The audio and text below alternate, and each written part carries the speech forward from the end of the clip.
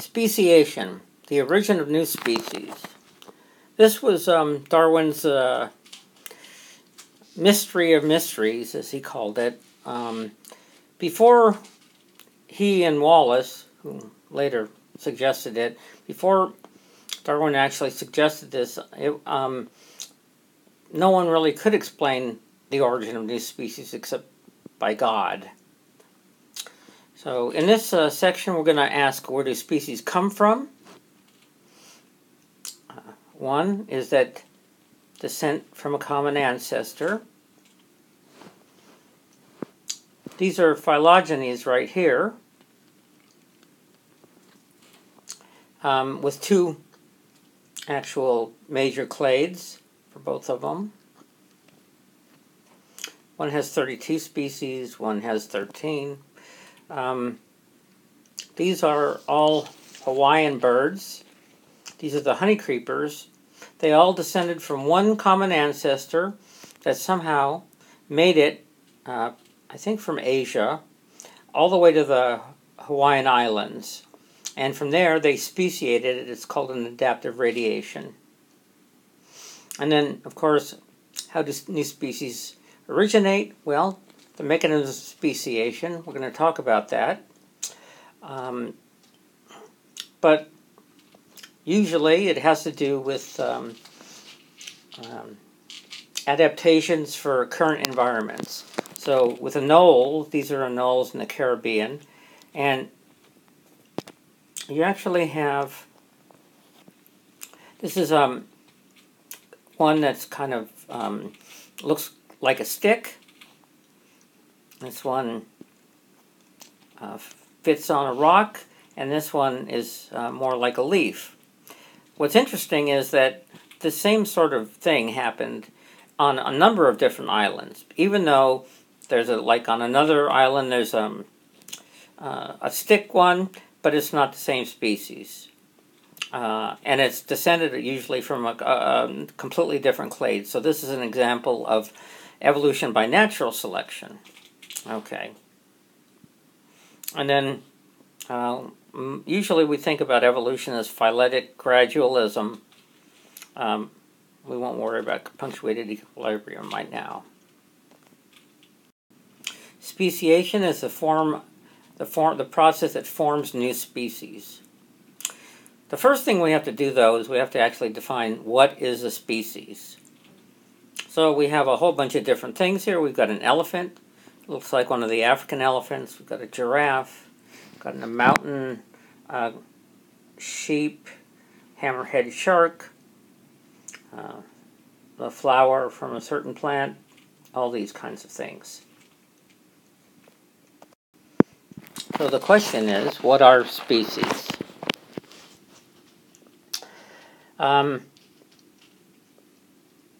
Species, first of all, are species actually real? Like water is real. So water is H2O.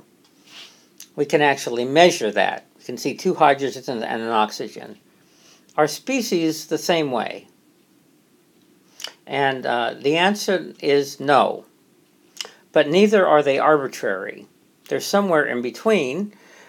The thing is, speciation is a process that happens over time. And so a species, in a sense, is a lineage happening over time. So, as it turns out, we have a whole bunch of different definitions of what a real species is. But for now, we'll say the species is the smallest evolutionarily independent unit. Evolutionary independence implies mutation, selection, gene flow, and drift operate on populations separately. So in other words, you have a population in one place and a population in another, and there's absolutely no gene flow going on, and they each have their own evolutionary trajectory. Species consist of interbreeding populations that evolve independently of other populations. Different evolutionary trajectory. The essence of speciation is a lack of gene flow. Species form a boundary for the spread of alleles that enables different independent evolutionary outcomes. So here are our species again, like H2O, or arbitrary, or in between. Like arbitrary, we could take, let's say, a continuous size from 0 to 20 feet. And we could break it into small, medium, and large. That's arbitrary. But species are actually kind of in between, as I mentioned, between something that's actually real, like H2O, or arbitrary. And it actually, the thing is, lineages change over time, and so a species, you can't say at a specific time it's a species, necessarily. Okay, what is a species? Well, here we have the, these are the cat family, and Panthera leo, which is an African lion, and a leopard, Panthera pardus. Okay, now these are considered separate species, but this is Canis lupus, or familiaris, okay, and you can see they look really different, but they're actually the same species.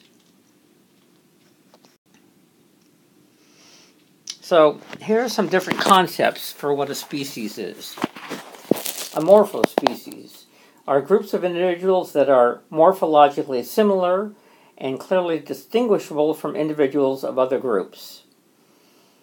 Problems include polymorphisms, that means different morphs of something that some people might then consider, well, they look different, so they're different, or geographic variation, or what's called cryptic species. Now, morphospecies or chronospecies, in other words, over time, it's about the only definition you can use for fossils. Biological species concept. A species is a group of actually or potentially interbreeding organisms that can mate and produce fertile offspring. That means offspring that can then reproduce themselves and produce fertile offspring. The problems include fossils, asexuals. Well, an asexual lineage doesn't interbreed because they don't breed, they clone themselves. Sometimes geographically separated groups, they can actually, if you put them together, they could hybridize. So a biological species concept it's the one that's most used for current organisms today, but in a lot of cases it falls apart because it really can't deal with hybridization, and you don't necessarily you don't actually know is it a biological species, is it a fossil, did they actually breed that way, were they separated or what? And then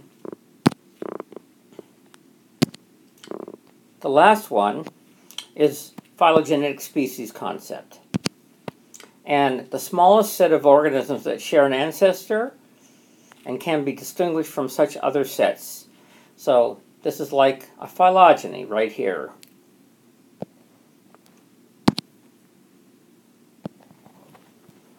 Okay, we have the most recent common ancestor for the whole group.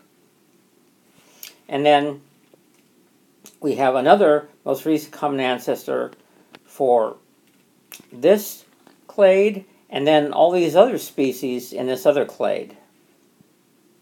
Okay?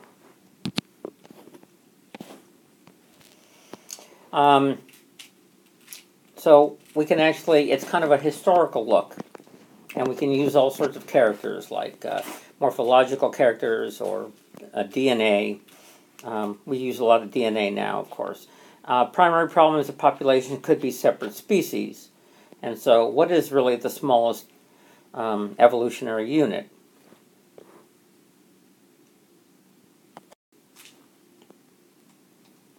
So the biological species concept states that species are defined by who they can successfully breed with and produce viable fertile offspring. All dogs are the same species despite the considerable morphological variety. Okay, and actually they found a gene that's the basis for really different sizes in dogs. Of course, dogs have been under selection from humans, and that's why, even though they descended from wolves, they've been under the selection of humans for a long time, whether they just hung out with them or were actually bred for certain characteristics. So speciation is a three-step process. Gene flow is disrupted. It can be a geographic barrier, like we saw with those squirrels in the two sides of the Grand Canyon, and gene pools become isolated. That means they don't share genes anymore. Populations accumulate differences in alleles by the forces of evolution. It can be mutation from genetic drift, non-random mating, migration, and natural selection.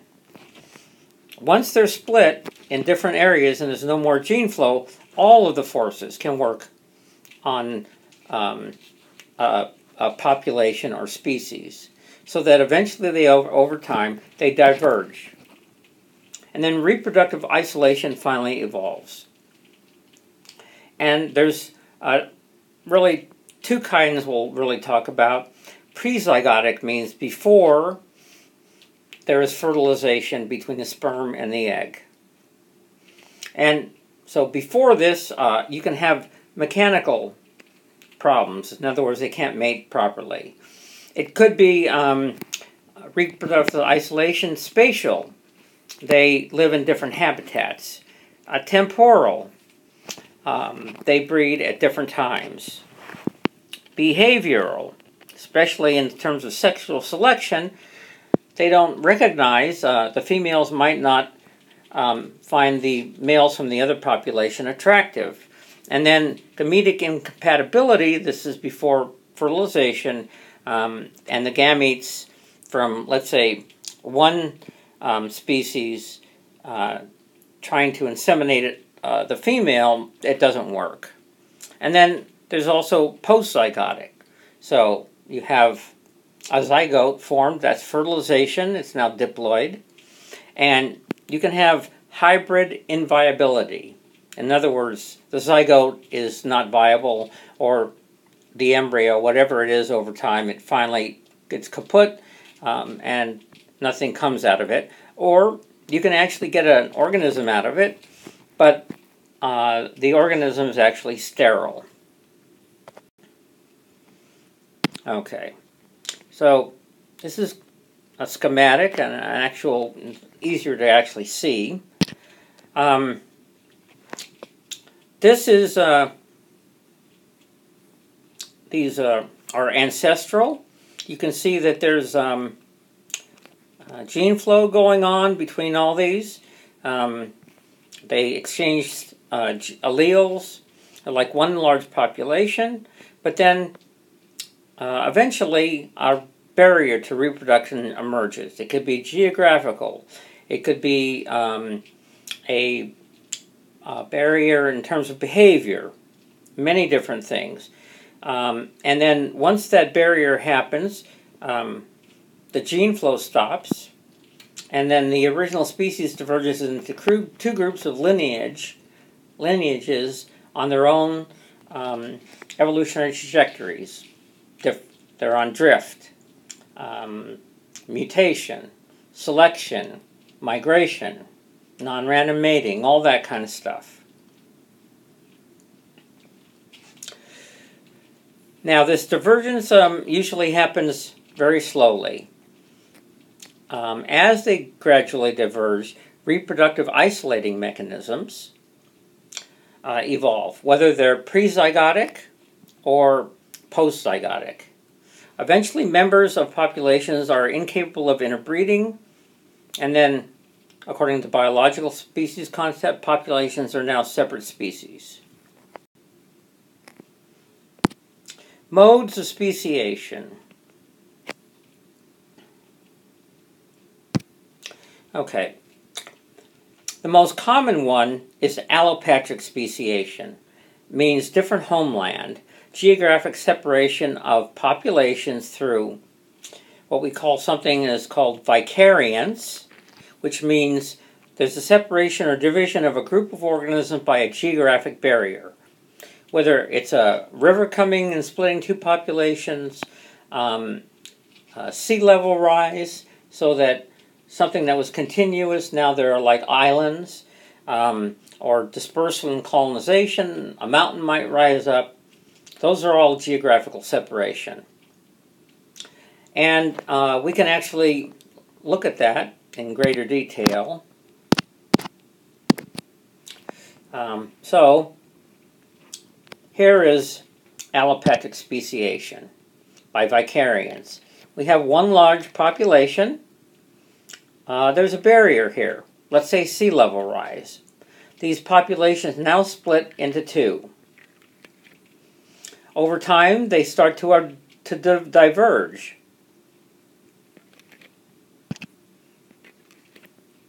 And then they diverge even more.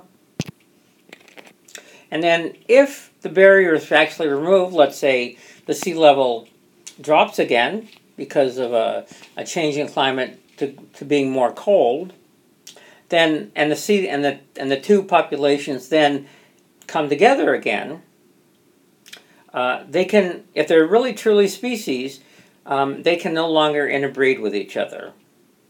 Of course, if that hasn't happened, if the divergence hasn't been long enough and with enough changes, they could then hybridize and then again form one whole species.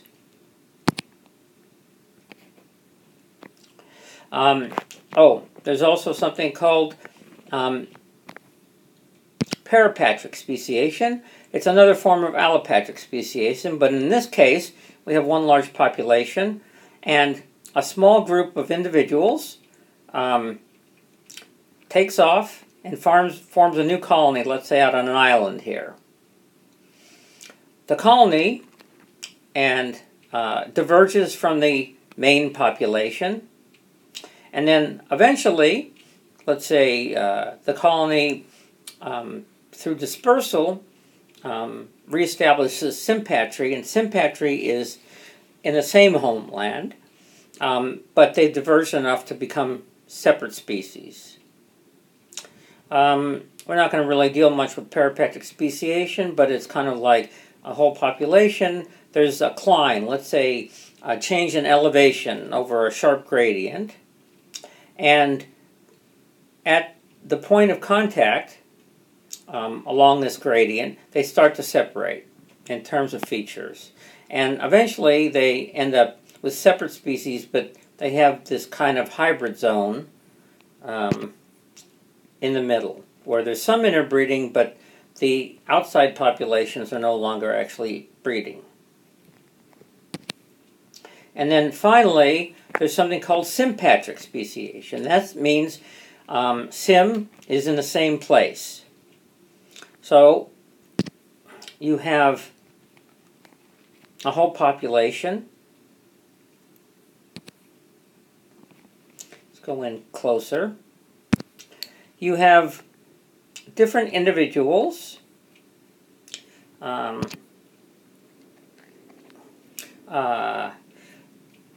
Let's say breeding at separate times in terms of time period. So let's say one breeds at night, one breeds during the day. They separate. They don't actually breed together anymore, and they start to separate. It could also be other kinds of behavioral isolation. The one we're going to look at involves a host plant and then some parasitic flies that feed on it.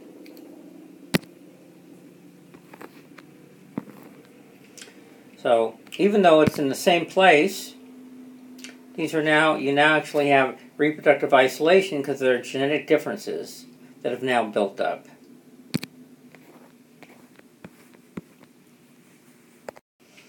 Okay, here's vicariant allopatric speciation. Now, I want you to pay attention to, right now, these are different frequencies of different color morphs. They're all the same. 1, 2, 3, 4, 5, so they're all 20%. Okay? There's a river. Okay? This is one large population. And if I start going through it, watch what happens. The river has now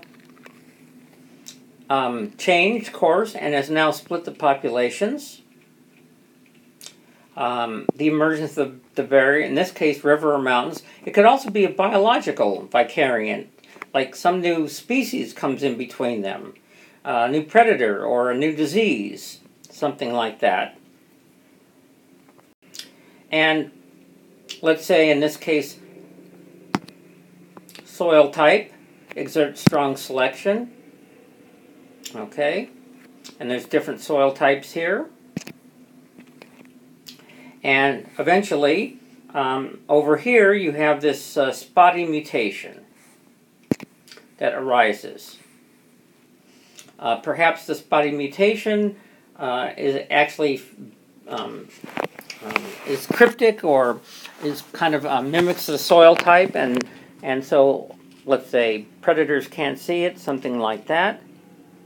You can now see after 20 generations there's been a change in the different morphs. Green, dark brown, let's see, dark green, here light green, black or brown, dark green, and here's the spotty. Okay? So now we have changes in alleles or morphs. That means the population has changed. Vicariant speciation, now it's 40 generations later. Okay, you can see now that on the left bank, most of the individuals, there's a lot more dark greens. Okay? And then on the right, we see that the spotty mutation has actually increased in frequency. Right? These are all changed, and that shows up in the morph percentages of morphs. Okay. And then 60 generations later, we still have polymorphic populations, but again, the spotties have really changed much more than the other. Okay. So this is an example of a real example. Okay. This is vicariance again. A barrier interrupts species. So originally there was no Isthmus of Panama connecting South America and North America. And so species, all these, they had sister species across here. And it was all one population. But then over millions of years, the Isthmus of Panama merged and actually separated these species now, or populations. They were similar, but now they're separate. Okay? Same thing here. Let's say in here, whatever it is. So we can see pairs of sister species in this phylogeny. This is the ancestral one. But here we have Pacific one, Caribbean one. And then here's some other lineages that were once all together. Pacific 2, Caribbean 2. Now this is actually snapping shrimp. they were one altogether, but then the isthmus separated them, and so on through all of them. And it turns out the sister species, in other words, the ones that are closest to each other, those species are more closely related to sister species on the other side of the isthmus than to species on the same side. So in other words, we'll say Pacific 4 and Caribbean 4 are more similar, even though you might actually have Pacific 4 looking more like Pacific 5. Okay? So, isolated populations evolve into distinct species. There's extinction of intermediate populations, and then species are more closely related to sister species on opposite sides of the isthmus than to species themselves. Okay, now, this is, again, allopatric speciation, but this is dispersal. So we have a main population, right? And then we have, let's say, an island. And this is actually called allopatric speciation, but it's by dispersal. And as you can see, there's let's say a bridge, somehow they make it across and they start to repopulate an island. And then, so this is what we would like, this is what we like, and now we've got a whole bunch of, somehow they made it to this island. It's a founder effect. We talked about founder effects, where a small group of individuals disperses to a new place, let's say, or a large group, either way, and it founds a new population that then diverges over time. And then, eventually, let's say, here we are with a spotty mutation again after 60 generations. Founder effect can lead to speciation, and then all these have the spotty mutation. In this case, it could be from drift, or it could be, from actual selection. Spotties blend in better with their surroundings than a single color. Okay, and then here's an example of this, a real example. It turns out Hawaii has a whole bunch of different colonists that somehow made it out into the middle of the eastern Pacific Ocean. And there's been speciation with Drosophila, silver swords, which are a type of plant, crickets, Japanid honey creepers, and then these are Drosophila. These are like fruit flies. Okay? The younger island is here. In fact, the hot spot is actually now about there and there. Kauai is the oldest island there. Actually, if you go further out, you got Midway and all that. These are volcanic islands that went over hot spots and were created. And if you actually look at the Drosophila, you can actually map them onto different islands. So, Hemispeza is on Hawaii, Oahu. Differens was on Molokai. Plantiba was on Maui. Sylvestris was on the Hilo side.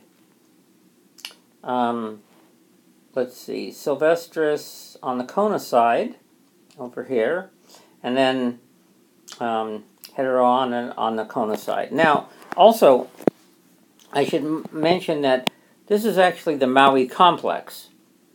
When sea level dropped during the last glaciation, it was all one big island.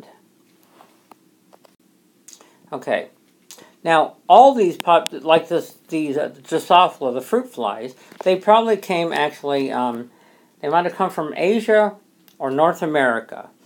It was only one population, one species, probably a number of individuals in the same species got blown thousands of miles, somehow landed in the middle of nowhere on Hawaii, and then they diversified.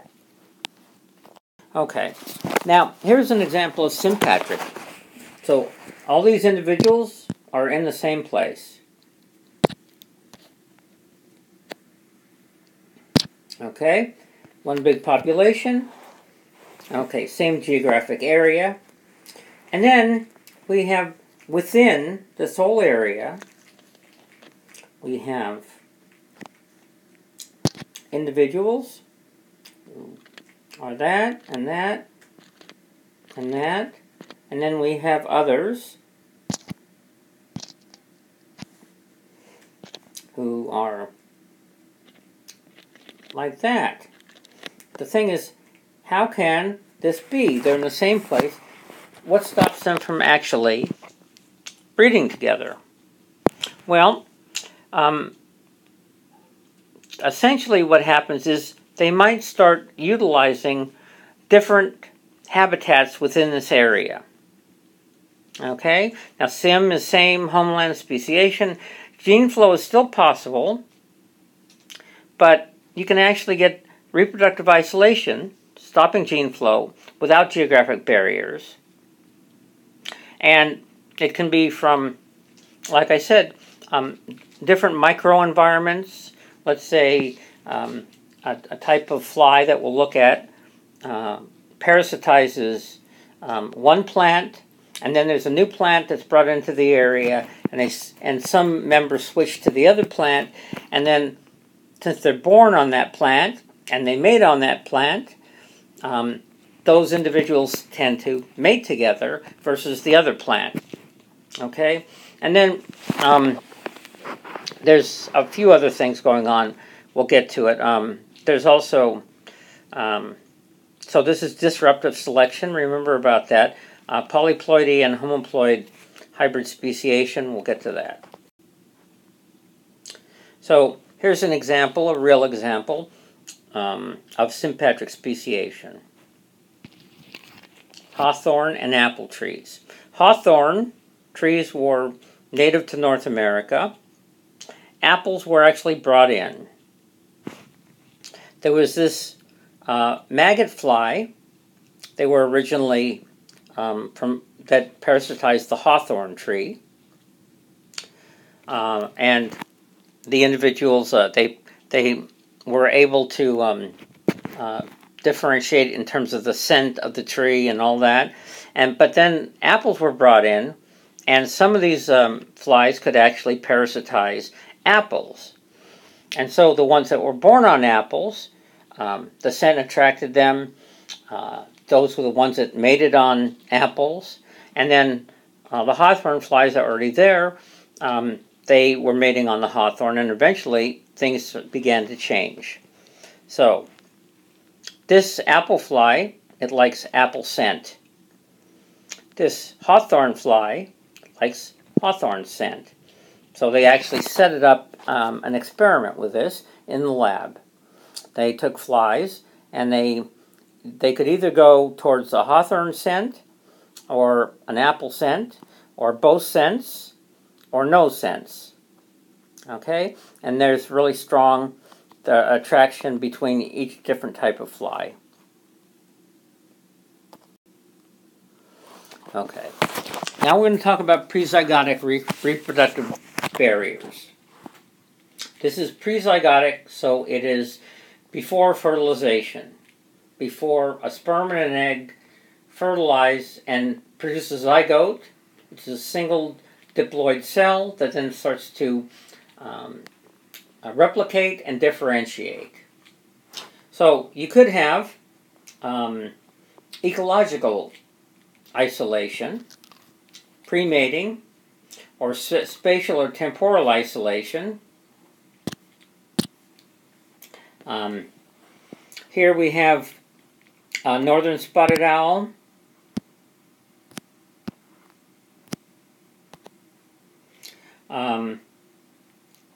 Actually, okay.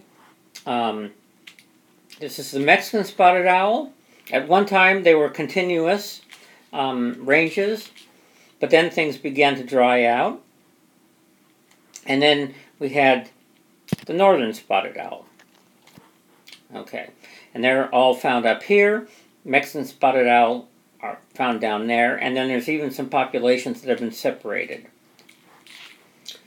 Another example is courting, so sexual selection, sexually selected traits. If you have two different populations and they were, let's say, separated and their courtship displays have changed, then the female and the male may not recognize each other as prospective mates. So this is called this is caused by sexual selection in the mating dance, and same thing, pointing display. These are all part of the courtship. When they go off, they're separated for a while, the different individuals, but then they come back to breed together. And they go through this whole courting dance to kind of rebond. Okay. Now, there's also, and this is what's called behavioral isolation. Okay, so, here. So, there's ecological up here, right? This is behavioral down here. This is temporal, right here. This is different corals, and they release their sperm and eggs. It's the same species, they release them at the same time. If there's different species, they release them at different times. So there's no interbreeding. And then after you mate, there could be some mechanical problems. Let's say they're trying to mate and things don't fit together, or the gametes actually don't work together. Okay. Now, you can also have reproductive isolation post-zygotic after you actually have mating. You produce a zygote, either the hybrid, it replicates, divides, starts to differentiate, but if there are too many genetic changes, then you have an embryo that's unable to develop because of genetic instructions are incomplete. So a good example is sheep and goat, produces an embryo, but it dies early in development. Okay, so that's hybrid inviability. You can also have hybrid infertility. And this is one that you are, I'm sure, familiar with. You have a cross between a horse and a donkey. Now, there's different chromosome numbers, but here's why mules are sterile. The horse chromosome and the donkey chromosome don't really line up very well. And so during metaphase, which we'll deal with later, the chromosomes are from different species, so they're unable to pair during the first part of meiosis. And because of this, you end up, donkey sperm have 31 chromosomes, horse egg have 32. They actually produce a mule, but the mule is generally sterile. If it's a male, it's sterile. If it's female, sometimes you get, depending on which was the female and which was the male, in terms of was the female a horse or a donkey and the male a donkey and a horse, then you can sometimes get a jenny that is actually fertile and will produce an offspring, but that offspring might not be so good either. Okay, biogeography. This is the past and present distribution of the world's taxa. And the question is, why are organisms found where they are? How did they get there? And then types of distributions. Endemic, that means in a small little place, or cosmopolitan, all over. Is it a continuous kind of distribution, or do you have parts that are actually separated? So Alfred Russel Wallace was considered the father of biogeography, and of course he came up with evolution by natural selection and descent from a common ancestor about 20 years after Darwin. Here is the Wallace line, and on the one side you have the Orientalis, that's Southeast Asia, and on the other side you have what's called Australasia. And if we actually look at the different species, we can see that they're very, very different. These guys are all related to other species in Southeast Asia. A rhinoceros, a tiger, this is a honey glider, an oxen. Well, over here, most of the mammals are in this area are actually marsupials. While all these are placentals like us, and then these other ones are actually marsupials. That means they have internal fertilization and all that, but then early in development, the little tiny embryo actually crawls out and up into a mother's pouch and attaches to a teat, and then develops in there. Okay, historical biogeography and ecology. These are historical. We talk about past processes that influence current distributions, having to do with where taxa originated. Did they disperse to different places? Was there a vicariant event, either geographic or some other way, dispersal? Or was there perhaps a taxa that then went extinct? And then in ecological, we're talking more about contemporaneous processes that explain current distribution. Now, historical, you can actually get an idea of what the ecology was like in the past. You can recover different kind of pollen grains. There's a whole bunch of ways actually to look at what the climate and the different types of plants were in an area back in time. But let's say contemporarily, ecology is the interaction between organisms and their environment, whether it's the physical environment, temperature, humidity, elevation in terms of how much oxygen is available, salinity in water, and then also interactions among other species. So sometimes you have a pollinator and a plant, and they have a mutualistic relationship. And there are these tolerance limits on species distributions. And I mentioned one, of course, was the abiotic. That means like things like temperature, salinity, all that. And then there are biotic tolerances. In other words, species might actually be found in other places, but there's a predator there that basically stops them from actually being able to live there. Paleogeography. You can actually see this paleogeography on the Moodle page. It shows like what all the continents look like in Pangaea 500 million years ago. And then over time, as you know, there was continental drift, tectonic forces, and the continents moved around. And so now they're in a different distribution, much different than they were before. So, themes of biogeography. Phylogenetic, phylogeny. Let's see, let me show you. Let's see, this.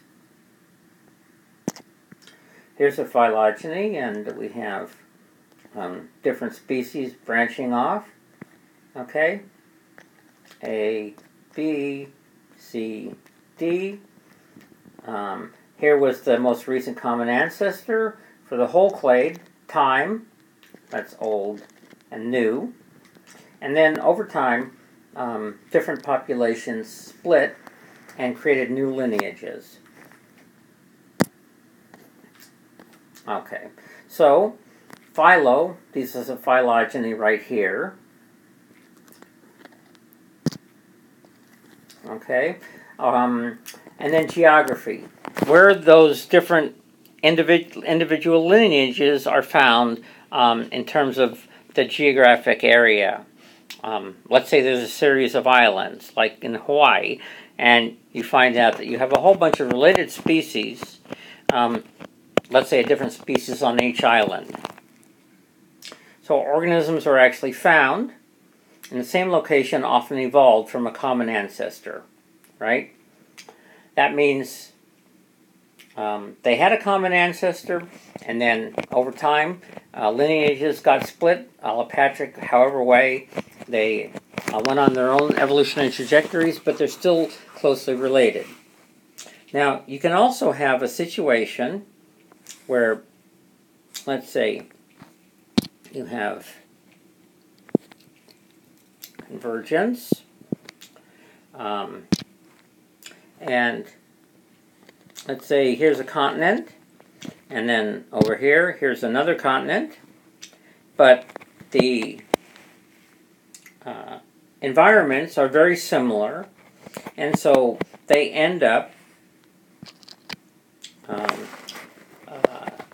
favoring similar looking organisms. In fact, sometimes they seem like they're very, very close. We'll see that in a minute. And so here's the blue one, and the same thing happens over here because it's the same environment. But they are not related to each other. Okay, so here we are. Vicariance by continental drift. So, again, here's Pangaea.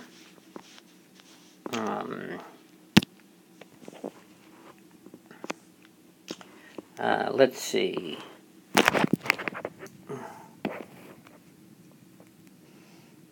Oh, okay. Permian, that's right.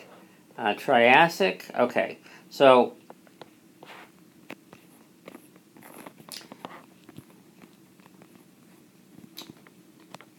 Permian is about 300 million years ago. One big continent. Later in the Triassic, the beginning of the age of dinosaurs, things start to split up. We have, in the southern province, we have all this, Gondwana land. Includes Africa, South America, Australia, and Antarctica. And then in the northern part, Laurasia. Okay? And then, again later on, this is now the Jurassic, a couple of 100 million years ago. The continents are starting to divide even more. So now you have Laurasia, right? But it's starting to split into near Arctic, which is North America, and then the Asian part, which is the Paleo-Arctic. And then, of course, we also have, right here, we have basically Africa and South America. They have a similar coast. And then down here we have Asia, Australia and Antarctica. And then finally, later on still, this is probably the Cretaceous. You can see further separation. South America has now drifted away from Africa. This is actually going to end up going up to India. And then here we have Australia and Antarctica. And then finally, into our present distribution, North and South America, which was originally, North was part of this whole thing, and then South America and Africa and Antarctica and Australia were all together and called Gondwana land, and then this little thing where India is was actually something we saw right here. Okay, now let's take a look at this. Okay, so we can actually look at phylogenies. And fossils of related organisms are found on Gondwana land masses. So here's the Gondwanan breakup 180 million years ago. It was all together. And then Africa and South America split off from Antarctica, Australia, and Madagascar. Okay. And you can also see we've got different species and lineages. So here's one that's found in, originally it was found in Gondwana in South America and Africa, but if you actually look after they split, you'll find similar fossils. This one looks like a crocodilian, same sort of thing. This lineage, I'm not sure which one it is. It's this. It's a plant. It was actually found when it was all one in Gondwana land, but then it was found all over the place, and so it was also found in Australia, Antarctica, Africa, and South America. Of course, there's nothing living in Antarctica anymore except for, there's actually a little bit, some plants, but they're barely hanging on. And there's no real terrestrial mammals except for penguins, and they're tightly tied to the ocean. Okay? And then, and this is India up here as well. So India was all part of it and then split off. Now, if we actually look at, these are flightless birds. Let's see. Ostrich in Africa.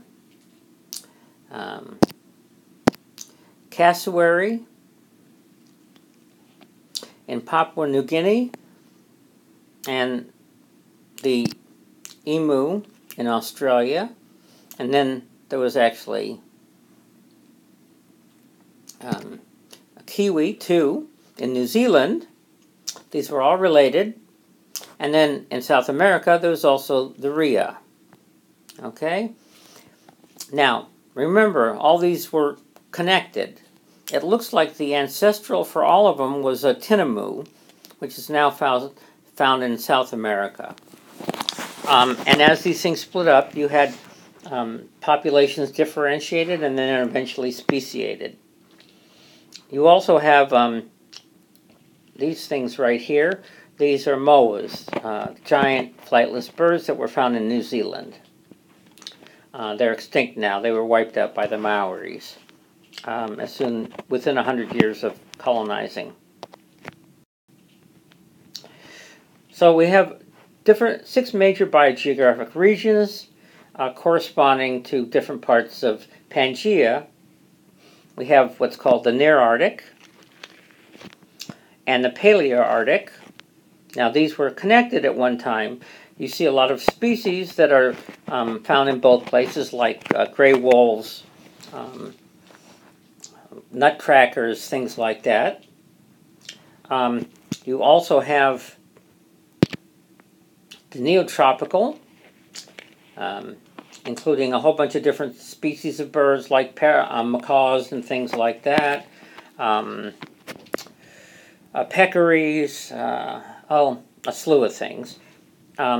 You also have Argentine, different kind of environment, more open. And then also this in the West Indies, in the Caribbean, those islands split off and species actually evolved independently. And then you have the Mediterranean, up here in northern Africa and the Middle East, Ethiopian down here, Madagascar, which is off the coast and has a whole bunch of different species. Australia is by itself, and this is the Oriental. So let's see here. So the faunal realms, fauna means animals, whole Arctic up here, Latin America down here, Afro-Tehran here, and then these are different islands. Okay.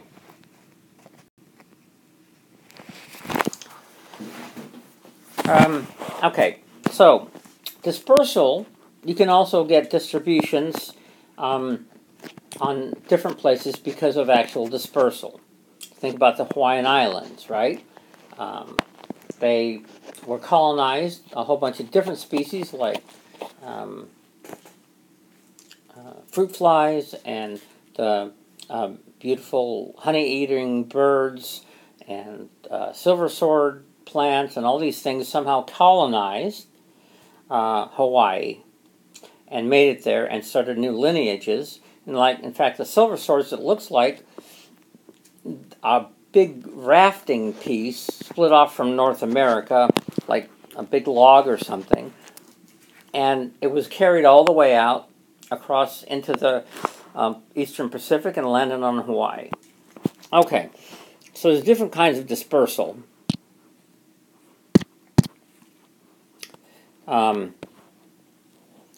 We can have seed dispersal. You can have it by wind. You can have it by frugivory, fruit, seed caching animals, by water. Let's see, and more frugivory. So a lot of animals provide seed dispersal. Of course, plants, when they're mature, can't go anywhere. So they rely on other forms, wind, water, and different kinds of animals. And then over here we actually see the Great American Interchange. Remember we talked about the Isthmus of Panama. Well, all this was separated, of course, but eventually it rose up and it separated, but it also connected South America and North America. Okay? Now, North America, camels, bears, horses, elephants up there. Down here we have a whole bunch of strange sort of things. Sloths, possum, armadillo-like things. And some of these spread up to North America, and a lot of these spread down. Now, it was a much stronger interchange from North America to South America. Mainly, a lot of it had to do with the fact that there were more marsupials in South America than North America. Okay, we talked about convergent evolution. Now, this is where you have species that look very similar, but are not related to each other. So, here we have North American cactus, very dry environment. In the subcontinent of India, you have something else that again looks like the same thing, but it's actually evolved independently in very dry part of the Indian subcontinent. And then in Africa, a different lineage entirely. The euphorbia, the same sort of thing. Now also, I want you to look at this. This is a flower, right? It's actually a common, this is another convergence. These kinds of flowers, red, they also smell like carrion, like dead animals. They're actually pollinated by flies who are being deceived. Well, this kind of flower is actually found not only in India, but it's also found in South America, and it's also found in Africa. So that's another example of convergence. And then here we have convergent evolution for feeding on nectar. This is one of the honey eaters in Hawaii. It pollinates these flowers, and it also drinks the nectar. So it drinks the nectar, that's the reward, that's why it's there. And then the plant gets pollinated. Hummingbird. This one is found in South America, but hummingbirds are only found in the Western Hemisphere. There's like 330 species. Most of them are found in South America and Central America. We have about 14 or so, 15, whatever, up in North America. In Africa, we've actually got sunbirds that feed on nectar as well. And then we've also got, interestingly enough, these are moths. It's called a hummingbird moth. Obviously, it's not related at all because all these other things are birds, but it does the same thing. It hovers like a hummingbird and pollinates these flowers with this very long tongue instead of a long beak.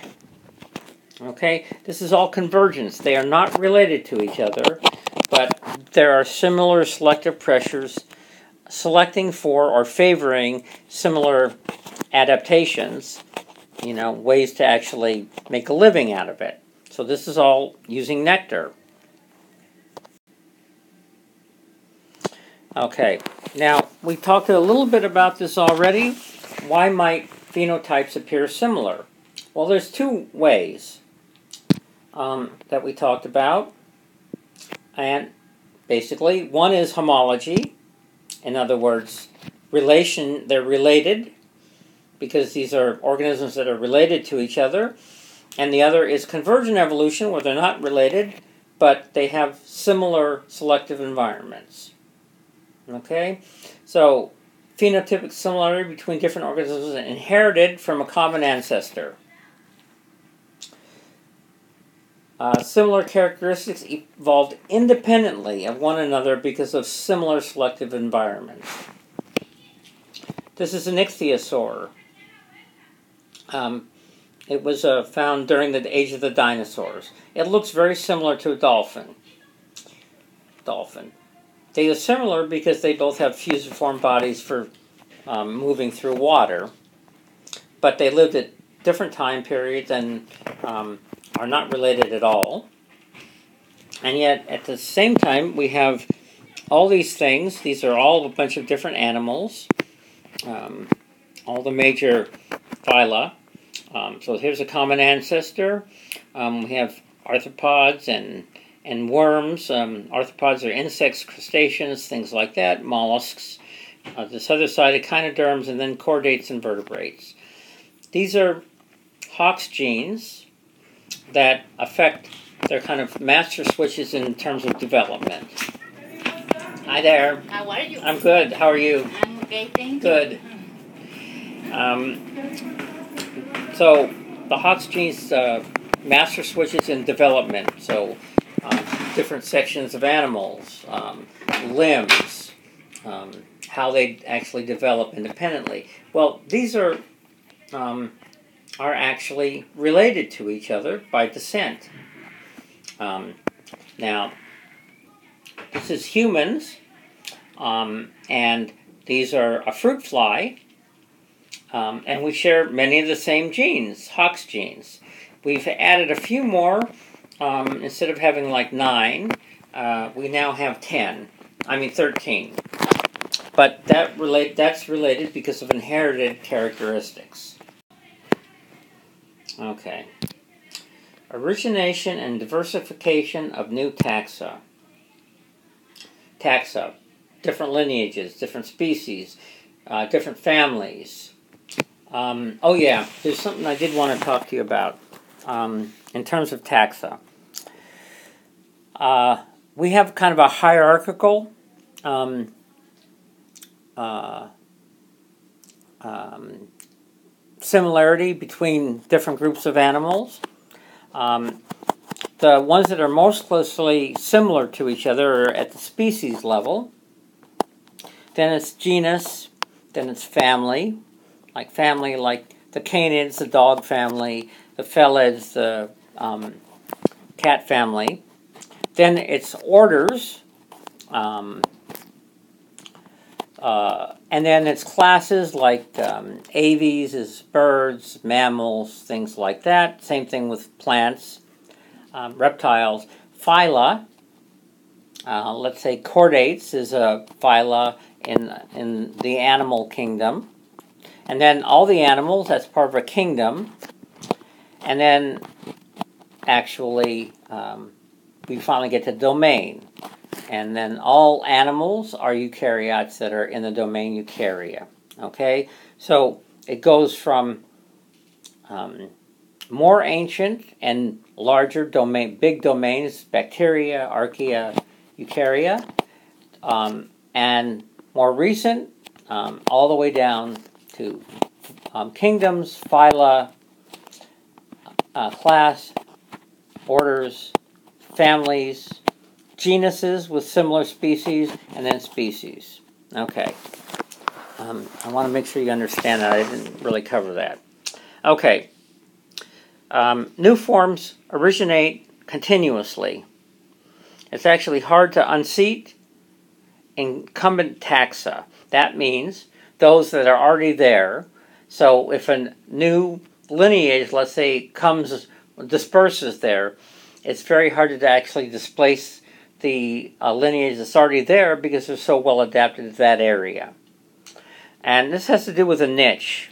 And a niche is either a place and kind of habitat that an organism might be found, and it's also their job. So, like lawyer, doctor, well, how about predator, herbivore, primary producer, things like that. So, incumbent taxa are more often more abundant, and their adaptations more fine-tuned than the newcomer's trait. And then to actually manage to get in there, it requires what's called competitive displacement. That means it's pushed out, or maybe it's pushed into a smaller, more restricted habitat. The evolutionary potential of new taxa is more likely when they access empty niches. What is a niche? This is what I just talked about. A niche can be kind of like a let's see, a place or a habitat type,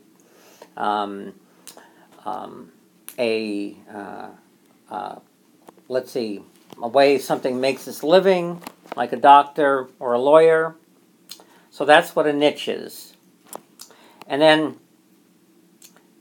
there's something called adaptive radiation when you have many species coming from one or two. So you have origination and then rapid diversification of new taxa from a single taxa. So in Hawaii, we have adaptive radiations for all these different lineages, plants and insects and birds that somehow made it there. There are all these essentially empty niches. Nothing was actually occupying those places before. And then those taxa that actually made it there then radiated and created many new species. And so the conditions that it might favor adaptive radiation, that means an explosive bunch of new species, are there's an ecological opportunity. One way is to disperse, let's say, to a new island or a bunch of islands or something. Another, after mass extinctions. And another might be phenotype. Remember, phenotype is anatomy, physiology, behavior, development, what an organism looks like, and all that kind of stuff. And so you have phenotypic innovation because you have empty niches that weren't there, and so you have diversification into these new, and because there's some new trait that comes along, you get something like that. That's like birds and flying. Before that, there were some flying mammals, but not really until later. And the birds were actually from dinosaurs, so they had to kind of disguise themselves except for some flying reptiles, pterosaurs. And so phenotypic innovation, or the evolution of what's called the evolution of novelty. Some new trait that lets organisms access areas that are not being used, and then there's going to be differences in those different areas, and then you have different species.